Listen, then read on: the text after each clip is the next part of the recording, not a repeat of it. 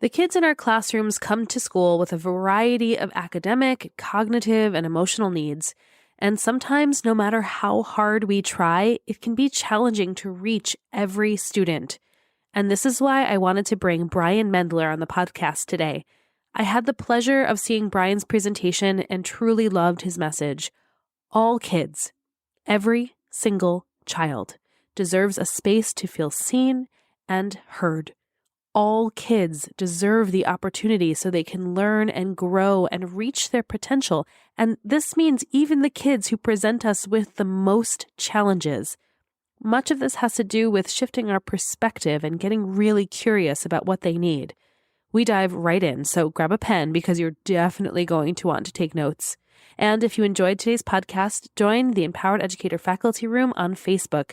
And here you'll get live workshops, giveaways, insights, and where we can celebrate you throughout your empowered journey. You belong here at the Empowered Educator Faculty Room on Facebook. Remember all the passion and vision you had when you first went into teaching? Feeling like building young minds and creating community through your work would make a lasting impact on this world? Well, those days may feel like they're behind you now because you're exhausted, stressed, and overwhelmed and frustrated, but I'm here to tell you it doesn't have to be like this. In fact, the love of teaching never really went away, but it absolutely needs transformation. Welcome to the Take Notes podcast. I'm Jen Rafferty, former music teacher, mom of two, and certified emotional intelligence practitioner, and I'm here to light the way for you. In order to create a generational change for our kids, we need to shift the paradigm away from the perpetual stress and overwhelm and into a life of joy and fulfillment. This is Education 2.0, where you become the priority, shift how you live your life, and how you show up both at work and at home. So take a sip of steamy morning coffee and grab your notebook. It's time to take notes. Welcome, Brian, to Take Notes. Thank you. I'd love to know from you. I mean, I obviously have seen you talk before. I've read your things, and I want to know what really was the transition for you when you were like, okay, I need to give this message to educators because this is too important. I never did. I've never done that. I've never in my career consciously said, I want to go give this message to educators. It's always been the opposite. It's educators have come to me asking for the message. And I just want to be clear about that. Like everyone thinks like I'm a speaker, I'm a presenter. I'm just a person who helps teachers with hard to reach kids. And so the way it all started for me, I was teaching in my little small self-contained class in Rochester, New York, and I loved it. That was one of the first times in my life where I felt like I was good at something when I got in front of those kids. And I just loved it. I was a different breed in the classroom. I liked it when a kid cussed me out or said something. And for me, it was a challenge. For me, it was always, can I get this kid from here to here? And like, I always saw that as the thing I was there to do. Right. And so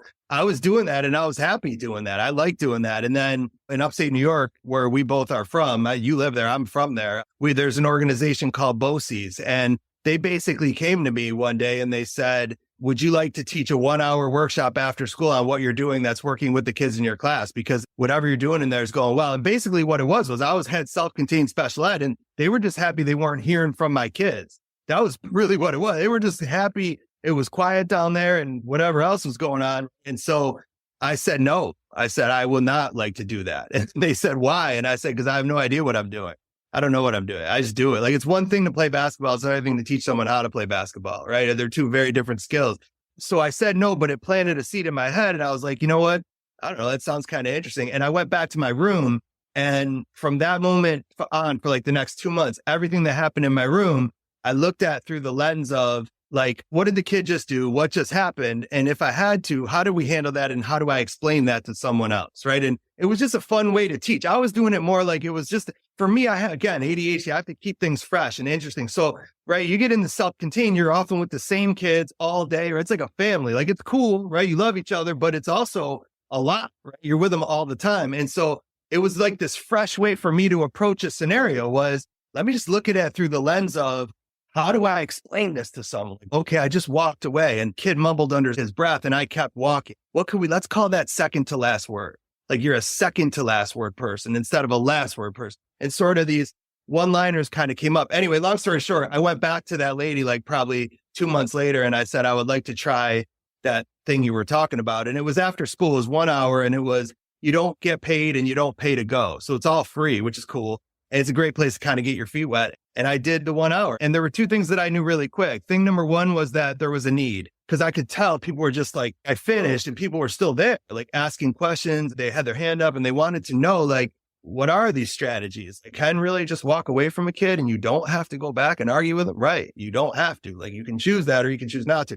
And like, it was kind of like this foreign way of looking at things. And so I knew that there was need. And the other thing I knew, and this is going to sound cocky, but I'm not saying it in that way, is I knew I was good at it. And the only reason I knew I was good at it was because I knew till that point in my life that I wasn't good at most things. I struggled in school most of my life. And so I wasn't good. When you're not good for a long time, all of a sudden, when you got something you're good at, you're like, whoa, like this feels nice, right? So that was the two things that happened. And then, so it's not exactly true what I said where I didn't seek it. So I did early on, right? So from right then, I started applying to speak at conferences because back when I started, that was the only way to get your message out. You had to go to a conference and have them submit a proposal, and then they would basically accept you or not accept you, right, to a conference.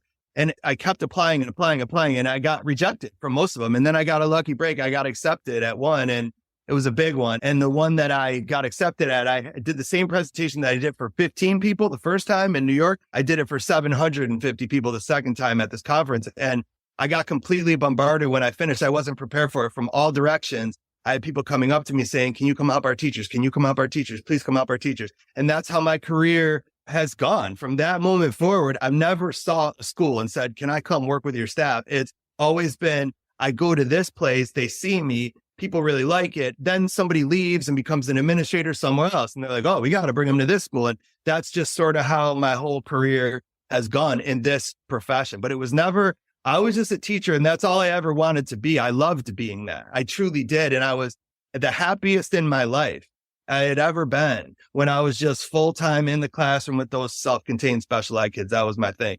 So that's kind of how my journey became the way it is. Yeah. So that's really telling though, right? I mean, for people to look at you and say, wow, what are you doing that we're not doing? I have a feeling for what I think the disconnect is, but I want to know from you, what is the disconnect from where teachers, how they have their experience, their education, and to like what's actually going on in the classroom? Where's the gap? Why is there a gap? So I think the foundation of the gap starts with, why are you in this profession? What did you go into this for? Like, why are you here in the first place? What brought you here as an educator? And like, for me personally, I never wanted to be an educator. Right? I didn't go into teaching until a little later in my life. It wasn't something that I sought out for. I went to college for communications. I worked for a very short amount of time in Binghamton. I don't even know if you know this, but I was right near you in Binghamton. I worked at WBNG TV, the TV station, which is the CBS affiliate in Binghamton. I worked there for a year right out of college.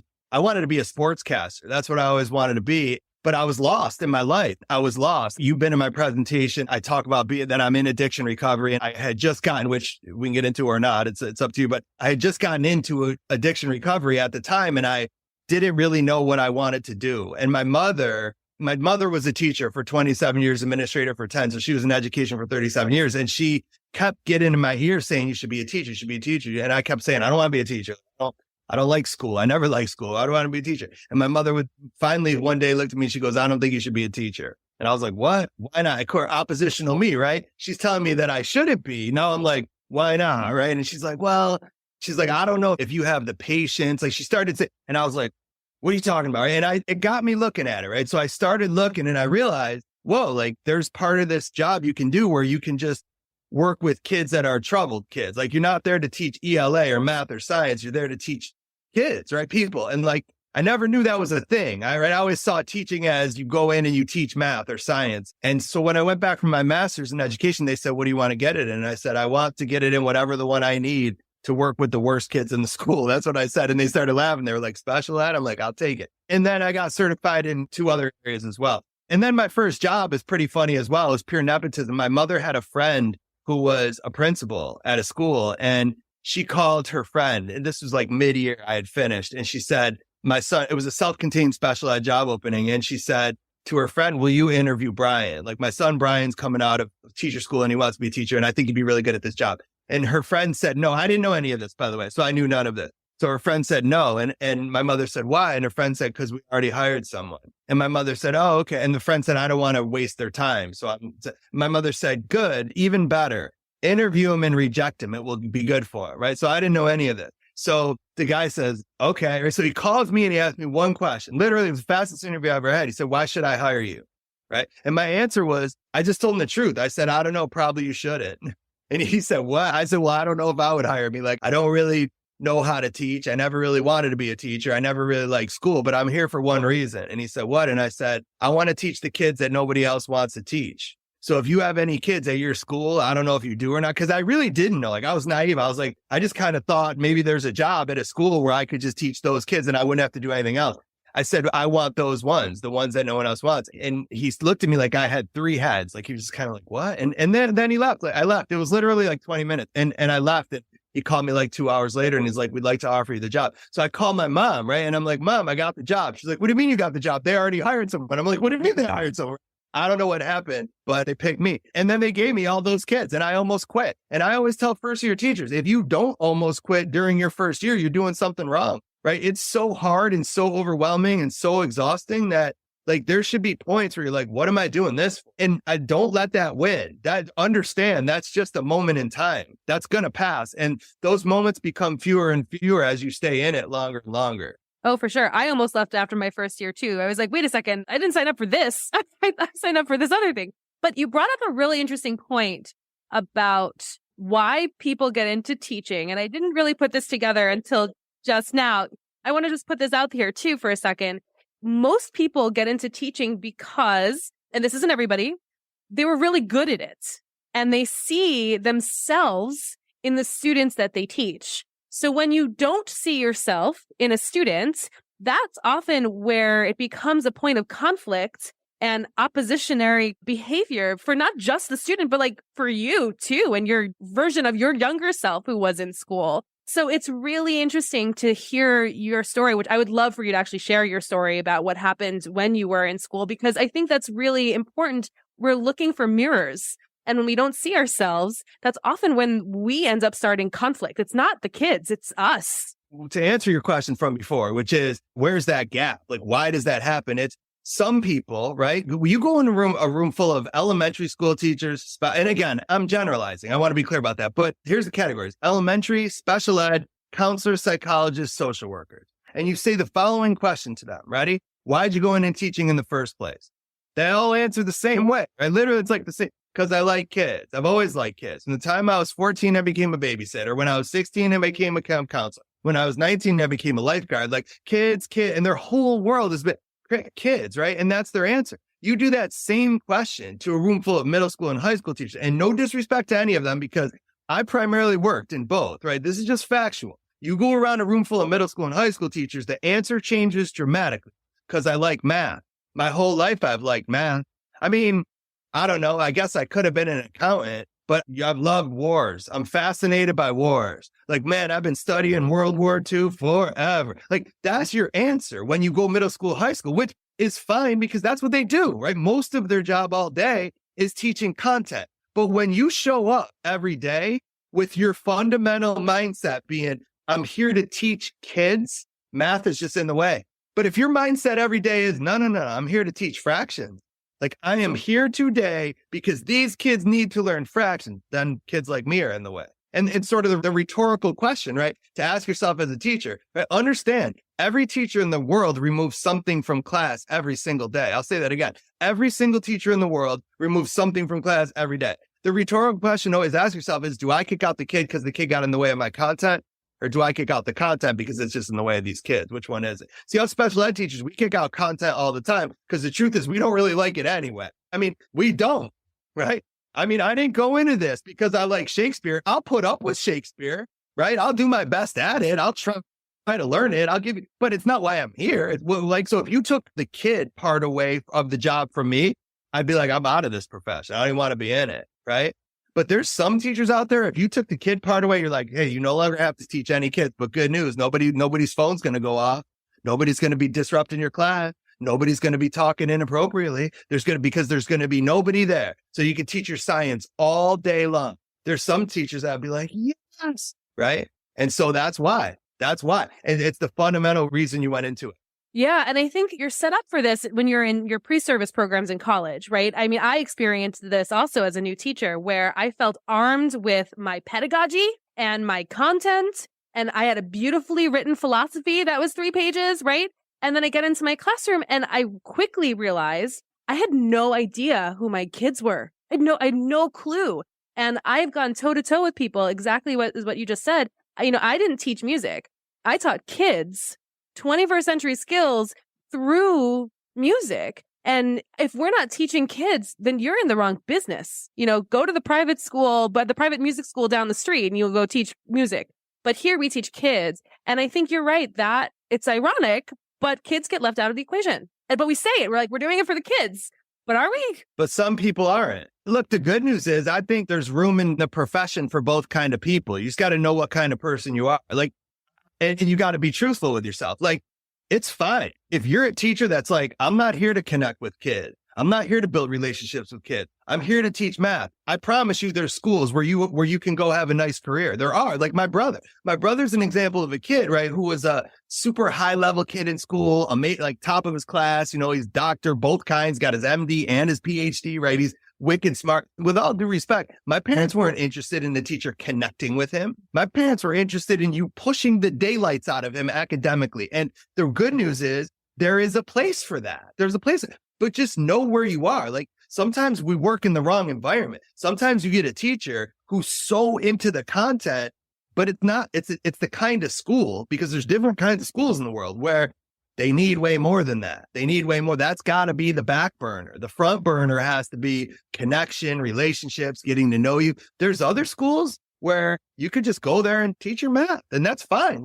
Just know where you fit in best. And what I love about our profession is I truly believe there's room for everybody. And especially when you get to middle school and high school, it's healthy for those kids to have different kinds of teachers. I'm for that. You're going to have one teacher who's super strict. You get one teacher who's super lenient. You get one who lets you wear a hat. There's one who doesn't. I'm all in favor of that because I think that's like the real world, right? Sometimes you go to one state, there's one kind of rules. You go to another state, there's a different kind of rules, right? That's a healthy thing in life. So I'm for that in that regard. Just know yourself and know where you fit best and try to weave your path as an educator.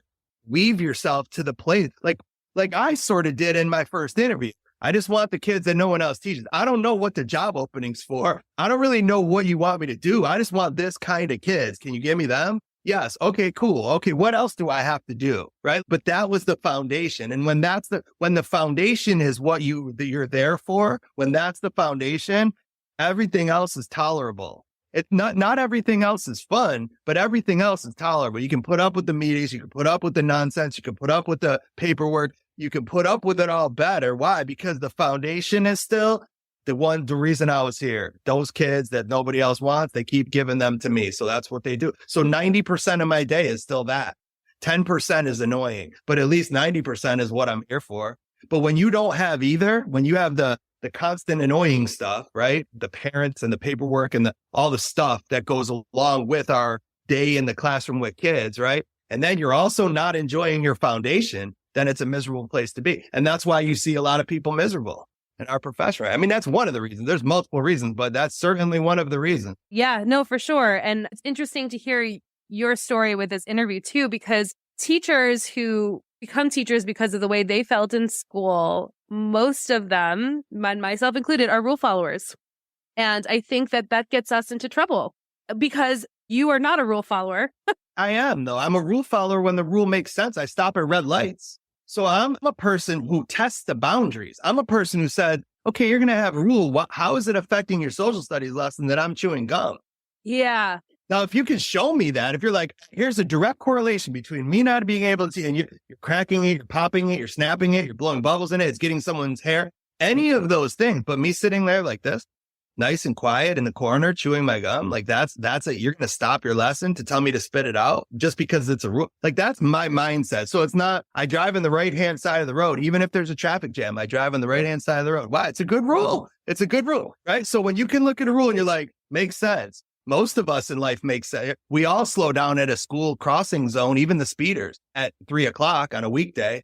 Because you're like, yeah, it makes sense, man. There's a lot of kids. And even though it's 32, 30 now, sometimes I go 45 through here, but at this time of day, makes sense for it to be 30. I'm going to even go slower. So I think it's important to point that out. But you're right. In general, I have no issue questioning rules. Let's say it like that. I stand corrected. You are right. And I think that goes to what I also say about a lot of what we do in education is tradition based. And my way of looking at tradition, it's like peer pressure from dead people that like, if it's not serving you, then why are we doing it? And so I think that we need more people to question the rules that don't make sense, not necessarily be rule breakers, because you're right. That's different than what I had described before. And we need more people to stand up and say those things because I think generally they're not. And it's causing big problems for our next generation who's moving through. I like expectations better than rules anyway, because I feel like an expectation tells you what to do, a rule tells you what not to do. No hitting. That'd be a rule. I prefer the expectation of keeping your hands and feet to yourself. Notice how like one is giving you advice, which is my job. I'm a teacher. So if my job is to be a teacher, then everything that I'm doing should be phrased through the lens of that, not through the lens of correcting you, not through the lens of punishing you, but through the lens of teaching you, right? So I'm always going to give you what to do instead of giving you what not to do. A lot of times we do that with hard to reach kids. Like we tell them to stop talking, but we don't give them something to do in its place. Or we tell them not to get out of their seat. Okay, but fine. What can I fidget with? Do you have something else? Because I need movement, right? Like, so it's one thing to tell people what not to do. It's another thing to replace it with something else. Yeah. And so let's talk about that for a little bit. You know, this idea of kids need different things. And when you were a kid, you needed different things and you were in a place where that woman was not having it. Can you tell us about that story? Yeah. So the crux of that story is that basically I had a rough year. I had a rough fourth grade year. I clashed with my teacher and I had issues. I'm guessing she had issues. Like we both had issues. My issues were severe ADHD, which caused me to struggle with reading. And like, I'm not dyslexic, but I had reading difficulties because I couldn't sit still long enough to read. And that was an issue. Like when you struggle with reading, school becomes a really hard place. Maybe this isn't the best way to say it nowadays, but reading is like a virus. It infiltrates everything. And it truly does. Like I remember early on, I liked math. Like I was good at math. And I don't know how old you are, but when I was a kid, math was often, they would hand you a worksheet with like 60 problems on it, all like one after another, after another, after another. And I love those. Like I remember I would get those and I'd be like, all right, I could do these. And then I remember one day sitting in class and they handed out the math sheets and it was all reading. And I was like, what the heck is this? Now we got to read here too. Like it's literally everywhere. And so if you struggle in that area, and that was my struggle. I mean, I saved my whole story for my workshop. I don't tell that anywhere ever, other than you got to see me in person. But yeah, it was a rough year for sure. Yeah, it's important to know where it's perspective because again, and we've all had those kids. I didn't see myself in those kinds of kids who struggled with those issues. And so it was difficult for me to figure out not just what their issue was, but then how do I reach that kid? Because I don't even speak the same language. And so what I love what you do is you provide language for teachers to actually communicate with those kids in a way that makes them feel empowered and not defeated. You know, when you say perspective, and it's so true in so many aspects of life, right? It's true in coaching or in sports. I mean, I don't know if you ever see like, so I was a kid, I was an athlete and I was okay. Like I was never the best. I was kind of average at everything. And I sat the bench a lot. I made the team, but I didn't really play. It was a lot of the things. Like there was one sport I played a lot and everything else I made the team and I'll play. But I would always be watching the game through the lens of, is coach going to get us in? Like, are we winning by a lot or are we losing? Because I just want to get in. I didn't really care if we won or lost, truthfully. I just wanted to be a blowout one way or the other because I wanted to get in the game, right? And so now when I watch like high school sporting events, I always look at it through that lens, right? If there's a blowout in a game, does the coach get the bench warmers in or no, right? And typically, when you look at who the coach is, that dictates whether was the coach a bench warmer? Like, is the person who's coaching, were they a really good athlete? Yeah, okay, bench warmers, you ain't getting in. Why? Because the really good athletes never wanted to come out either. So he's got the perspective of, I was the best point guard, but I'm going to keep my starters in because I always wanted to stay in, right? But if you were a bench warmer and now you're a coach, yeah, your best players are going to play and you're going to try to win. But at every turn, you're going to be looking to get this kid in, get that kid in, because you know what it feels like to sit at the end of the bench and want to get in so bad. And so you can quickly tell I always say I'll tell my wife, like if our kid makes a team, they're going to play or they're not going to play based on the success of the coach when they were in school. And it's true every time, but it's all about perspective, right? What lens are you looking at the situation through? Yeah. And understanding that it's your job to care enough about that kid who you're not able to communicate with and find a way for you to communicate with him or her in a way that makes them feel empowered and successful in their own right. That's actually your job.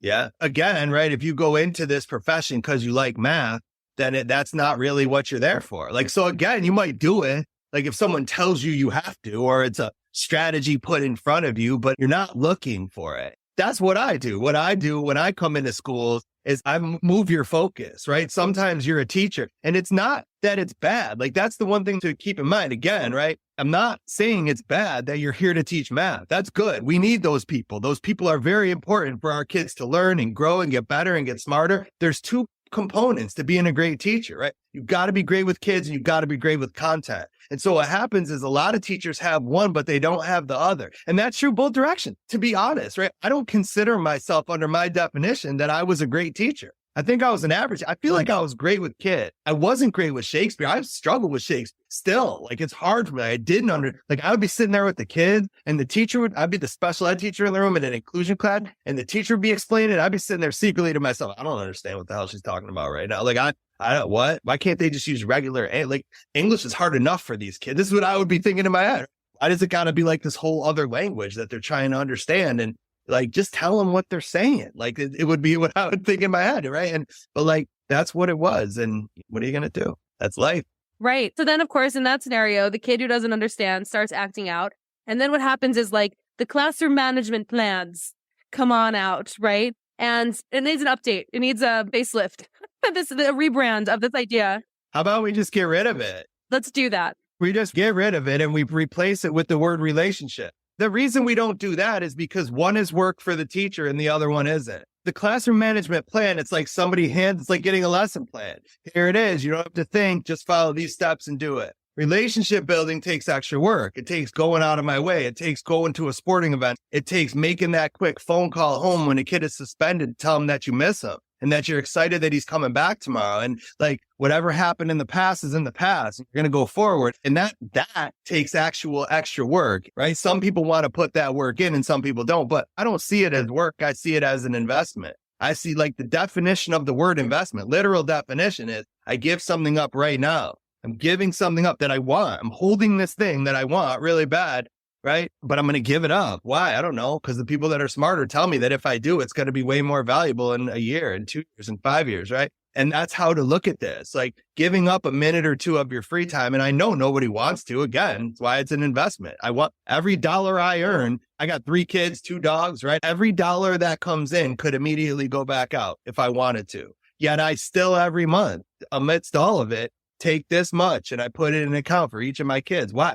Again, the people that are smarter than me tell me if you just do that every day or every month for like their whole life from the time they're like born, your mind will be blown at how much you have when they're 18, when they're 20. Okay. Like, so let me just do that. And that's what this is. It's making that commitment every day to just put that 1 minute in or 2 minutes, a little bit extra time that you wouldn't normally. And look, these kids don't make it easy. Right? When a kid just gets done pushing your buttons for 45 minutes or for an hour and a half, do I really want to go find them when I'm not required to be with them and have a little chat with them about life? And not really. I mean, so again, one of my rules is to reach people no one else reaches. You have to be willing to do things other people aren't willing to do. That's what it takes. And that's true in every aspect of life. Yeah, you're absolutely right. Because this, wherever you go, there you are. Right. So this isn't just about being in school. These are life skills that, this isn't just about being a good teacher. You can never escape you, right? And I think this goes along with this idea that we have to stop taking everything personally. Like this isn't about you. And that often gets in the way of building those relationships because it's really easy to internalize that kid who's been, misbehaving, goofing off, distracting for 45 minutes and really taking that inside with you and making it mean something about you. It has nothing to do with you. That's right. And even if it does have something to do with you, so it's one of two, right? It's either for sure that it has nothing to do with you because there's 50 other things going on in the troubled kid's world, or the kid tells you it is about you. No, it's how you talk to me. Right? And if that's the case, then either direction, whichever direction it is, your response is the same. Apologize either way, right? Whether you did something wrong, whether you didn't do something wrong, whether they are mad at you, whether they're taking out on you, just say to the kid, oh, I'm so sorry. And if you're not really sorry, just say, when they're like, well, what are you sorry for? I'm sorry for the fact that anyone would ever get as upset in our class as you got.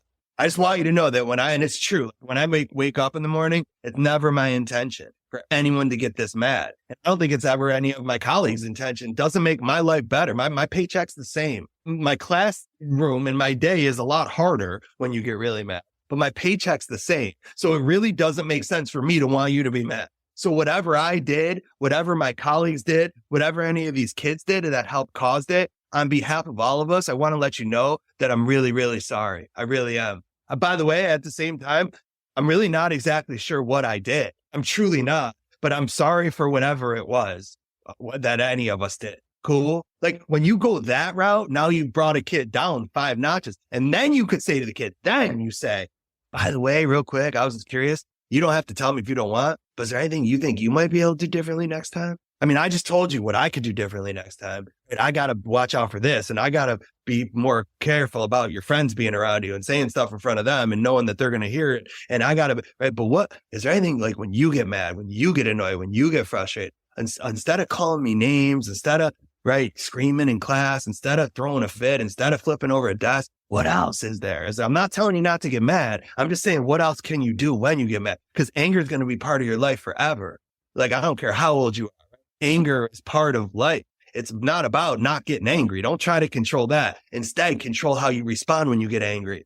That's what you got to work on. Everybody's the same level of get angry. It's just some people show it and some people don't. And the people that don't show it are the ones that have incredible mental control. Incredible. It's one of the most hard things that there is to do in the whole world, right? Is to be angry and not show your anger in that moment. Like, that's why some people are great at poker, right? I mean, it's just this ability, but it doesn't mean you don't get angry. It's about how you handle that in every scenario. And when you can look at that's your focus every time, then you're always working on self-improvement. And that's what really all of it should always be about, is just always trying to get a little bit better today than I was yesterday at whatever the thing is that I'm doing. Yes, that is what it's all about. I don't even know if we've ever even had focus on that thing, but that's truly, from where I'm standing, that's what matters. Otherwise, like, what are we doing? What are we doing? Totally. Well, because what we're doing is, in a lot of schools, is we're focusing on the wrong thing, right? And I see it with my own kids, right? So like I have a 5th grader and a 3rd grader, and it's state testing time right here in Florida. And again, it's what is your focal point as the teacher, right? Like, so when there's a test, like when the kid's coming home, are they all anxious about the test? A lot of kids are. And the reason they are is because we're making this huge deal about the test. The test matters, and we bring in the band and they're playing and we're bringing in food and we're wearing matching t-shirts. And it's like, we're making it this huge deal, right? And so kids, right, you're making something a big deal, they want to perform, right? It's this big deal, I want to perform. And then you sit down and there's all this anxiety, right? There's all this pressure on you. And in general, in life, anxiety affects performance. Now, usually I will argue that it affects it negatively, right? Usually performance is negatively affected in general when people are anxious. Right? Sometimes not, right? Like I think there's certain people, and we marvel at these people like Tiger Woods, where you can hit a golf shot straight where there's all people lined all up on down both sides. I would kill someone, right? Even though I'm a good golfer, I would probably be like, you better move. Even though I'm aiming over here, you better move. But in general, typically that's the mindset with certain people, but that's not most, right? And most anxiety affects performance negatively. And so it makes no sense to dump a whole gallon of anxiety on kids right before they're about to do something important. So what I used to do, again, right? What are you doing in your room that's working? What I used to do with my kids, and this was from my paraprofessional, right? Actually, it originally came from ESPN. So I was halfway asleep one night and I was watching ESPN Sports Center, and it was like half asleep. And one of their football analysts came on and he said, when we won our Super Bowl, the only thing we focused on in our classroom was attitude and effort. That's all we focused on. We didn't focus on anything else. Like, so we didn't care how well you played. Like it didn't matter if you fumbled, didn't matter if you had an interception. It didn't matter if you dropped a pass. Like none of that matters. The only thing we cared about was the attitude you took while you were out there and the effort that you put in. And like, we just kept reminding each other of that all year, right? He was explaining this, right? Like we would grab each other's face masks and be like, hey, attitude and effort. Come on, change your attitude right now. Hey, that last play, you didn't play as hard as you could. It's not about success. It's not about success. It's about your attitude and your effort. And so immediately I sat up in my bed and I was like, that's my rallying cry for my student. And when I went in for the test, That's what my room became about. It became about attitude and effort. So it was, yeah, we're taking this test, but the test is really no different than anything else on a daily basis, right? The daily basis is the attitude you take and the effort you put in, whether it's this test or you wiping a table down at McDonald's or whatever else you're doing in your life, right? Are you the best one in the whole place at wiping the table down?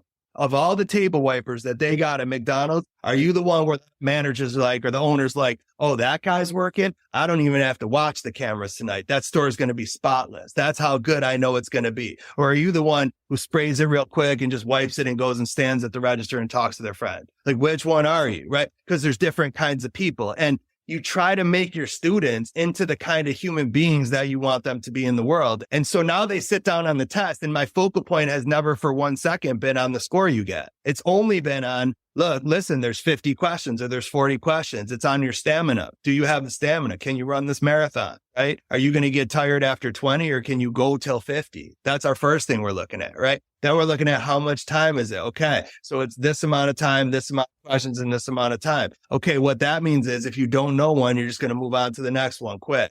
And you're not going to get annoyed. That's your attitude. Instead, you're just going to be like, it doesn't matter that I don't know number one. It's totally irrelevant. I tried. I gave it every ounce of energy, but I only have X amount of time. So now I got to go to number two. And I'll go back to number one if there's time. But right now, it's only number two that I'm focusing on. And you do number two and you go, that's the way you do the test until there's certain ones that you know you got right for sure. Because there will be some, right? The problem is some kids don't get to them. They get so caught up in a couple of problems and the time starts running down, the anxiety starts taking over. And next thing you know, right? Whereas in my class, you would just watch them take the test and they wouldn't know number one, they go to number two. And they would just, it didn't matter. Like I would literally say, you got a 20 on the test, but that's just the state of New York. Like, don't listen to that. They don't know what the heck they're talking about. And they don't. They're not the ones with you guys every day. They don't know the world you've come from. They don't understand your stories. I do. And so I know that for this kid, a 45 is a phenomenal score because last week he got a 27.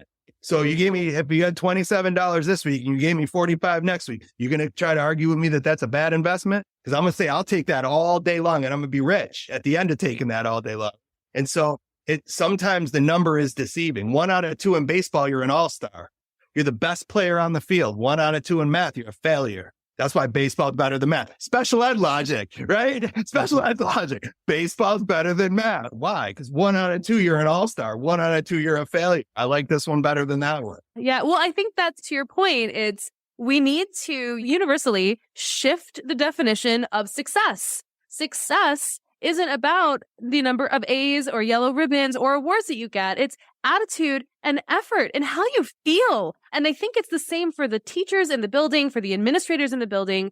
To me, that is the root of so much of all of the stuff that we've been talking about today is we just ignore attitude. We say all the right things sometimes. We're like, be kind and, we're having safe spaces and social emotional learning. It should be the foundation, every classroom. And by the way, that should be the message to teachers from administrators. So someone's got to stop. Just everyone needs to agree that anxiety affects performance negatively for most humans. And if everybody agrees on that, which is pretty universally agreed upon, now you work from there. And you're like, okay, that's the foundation. Again, foundation is we're not adding anxiety to people here. We're not doing that. We're going to teach them. We're going to work with them. We're going to train them. We're going to get them ready. But we're not going to talk about outcome. Outcomes are, you know how many times I do everything right in my life and I don't get the right outcome? What I mean, like I'll get to the airport. I'm through security. I'm on time. I'm at my gate. Delay. What? No, they don't even tell you half the time. I don't control that. What do I control, right? In that moment, what do I control? The attitude I take toward the poor person telling me that I'm delayed and everyone that's annoyed and the effort I put into getting where I need to go.